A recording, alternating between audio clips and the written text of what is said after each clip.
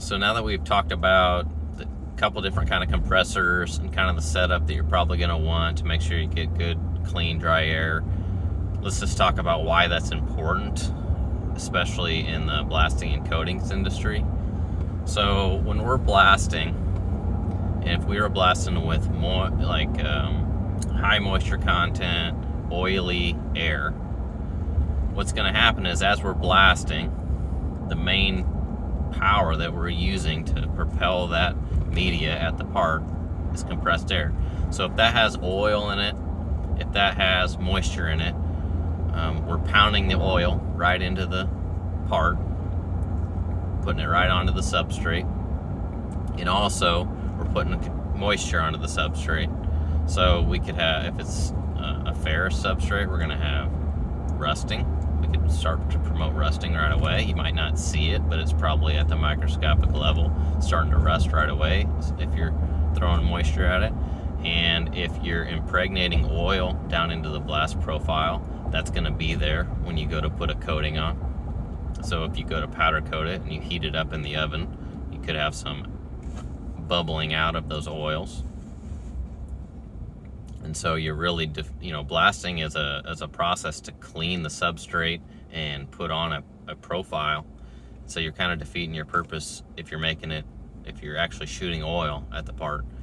And just so everybody understands, especially if you're not around the industry and you're just one of our customers, when I'm talking about that you're gonna have oil in your air, I'm not talking about that it's like pouring a quart of oil out of the end of the blast nozzle as if you're pouring a quart of oil into your car. I'm talking about that this oil is in like aerosol form, so it's in little tiny fine droplets. So it's really not something that you can readily see unless you test it or blast up against a white substrate or something where you can see the little specks of oil, or you just put a filter in line somewhere and try to see how clean that air is, and then right away your filter turns a dark color, red or orange or whatever color your gold, whatever color your oil is. And so it's not necessarily that obvious that you have oil in the air. It's not going to be these huge droplets. I don't want you to envision that we have a firefighter hose and instead of water coming out, it's oil and media, and there's just oil all over the place. That is not the case at all. The oil is in droplet form. It's suspended in the air. It's hard to see. When we get to the coating side of things, powder coating or liquid coating, we don't want to have oil in that air because that's obviously going in right with the powder or paint, and then we're going to have issues. The oil usually shows up as fish eyes. It can show up as dips or craters. And powder coating can show up as bubbles because the oil is boiling and coming up through the coating. And so it's usually going to cause visual defects, and you're going to know that you had oil contamination when you have oil or moisture. Water, maybe not quite as noticeable, but still going to cause those issues. Maybe not as severe and significant as the oil, but you're still going to see those issues. And so that's going to be more of an aesthetic look. Usually you can tell right away. It's not typically something that is happening and you don't realize it. If it's a really, really small amount of moisture or oil, different colors might show it. Like whites might show oil more than if you always spray black. If you have a really, really fine content of oil in there that you're not really seeing any fish eyes or craters, but it's slightly changing the color of the white, or you see little specks of whatever color your oil is in your white. And then we talked about pre-treatment. So when we're blowing off parts, trying to get the pools of water off of them before the parts move into the dry off oven, you want to make sure that air is clean. Maybe not as important that it's 100% moisture free at that point in terms of water, because the parts are already wet and they're going to go in the oven to dry off. But you definitely don't want oil in that air because you just pre-treated or cleaned the parts so they're ready to accept a coating. And hopefully you'll had a good pre-treatment process and got the parts 100% clean, so you're not going to have any issues with greases and oils. But if you have oil in the air that you're blowing the parts off with, now you just pretty much wasted your time pre-treating because you just put oil all back over the part. And again, it's not like it's obvious and there's huge droplets of oil coming out and it's changing the color of the substrate. The oil is suspended in the air. It's tiny droplets, microscopic level sometimes maybe a little bigger, and you do actually see some droplets. So it's not obvious. You need to make sure that you're paying attention. If you have no filtration on any of your air systems, I can guarantee you that you could improve your air quality by taking some time, doing some research, and adding some filters, because I haven't seen a compressor that puts out perfectly clean air. That's why they make filters, to help clean that air up. So for us, it's extremely important in all the processes that we do. Make sure that we have good, clean air.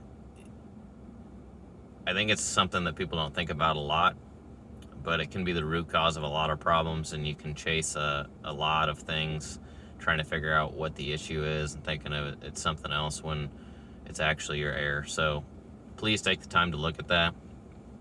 Like I said, it gets really sophisticated when you get down to figuring out exactly what you need for your individual application.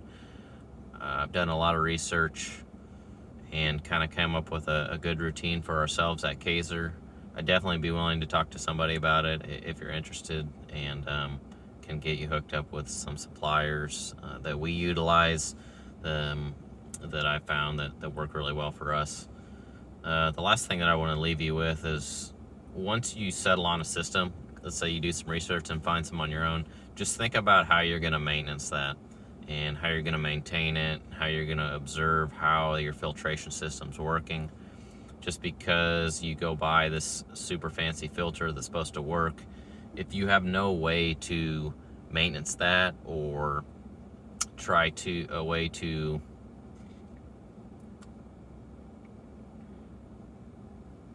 monitor or kind of collect some data to see is this filter working, how often do I need to change this filter, and I use visual indicators for that. After a certain amount of time, you just depressurize the system, take the filter canister apart and look at the filter, and you've been going for a week, you don't see any signs of any oil. Okay, and then another week goes by, now you see a little bit of oil. Another week goes by, quite a bit of oil. Okay, so now you're seeing that, and this is just for example, it's probably going to be longer than weeks, but hopefully you don't have that much oil in your system or water. But you can kind of get a routine going, like, okay, that filter, after 2 months, there's definitely visible oil, so every 3 months we need to change that filter. So you need to have a way that you regularly are checking on those and can visually verify that it's working. The one thing that you need to understand is, if the filter is working properly, it's going to get oil in it. It's going to have to be replaced. It's doing its job. If you put a filter in and it's never catching anything, you never see it change colors. Usually filters are white and it stays 100% white, and that's the only filter you have on your system, it's probably a good indicator that the filter is not the right one, or not the good enough quality, because over time it should change some sort of color. It should get particles caught in it, because like I said before, compressors aren't putting out 100% clean air. This is not how it works. So just make sure you pay attention to that. Maintenance is extremely important. Make sure when you're buying the filters that you kind of have a plan for maintenance. They're going to be easy to maintenance. You can actually get to them, and it's not some super sophisticated thing that you have to rebuy an entire module or something to be able to service it, or you have to have some special technician come look at it. That, in my opinion, that's overkill. You're getting too far outside the box. There are some simpler but still extremely effective methods that somebody on your team can manage on just a regular maintenance item. And I understand we run a small business. Maintenance is usually the last thing that you get to, especially when you get really busy and you don't have somebody dedicated to all they do all day, every day is maintenance. I understand. We don't either. But if you get the right system in place for filtration in a dryer on your air systems, you don't need to maintenance it every day. You don't need to maintenance it every week. You may not even need to maintenance it every month once you've kind of learned the intervals that you need to change things at. If you get a really good system in place, I think 2 to 6 months is a pretty typical maintenance routine. 6 months, probably some pretty significant maintenance, changing a lot of filters, doing a lot of checking every couple months, just kind of doing your regular checks if something looks out of balance. Changing it, and you could need to do it more frequently. Depends on how much you use your compressors, and again the quality of the entire system that you have in place. But if you get good, reasonable quality, and pay, it's going to cost a decent amount to get a good, reasonable quality. Based on my experience, the regular maintenance is on a 1 to 2 to 3 month basis, essentially, on just the regular stuff that you always need to check. It's not something that you gotta look at every single day.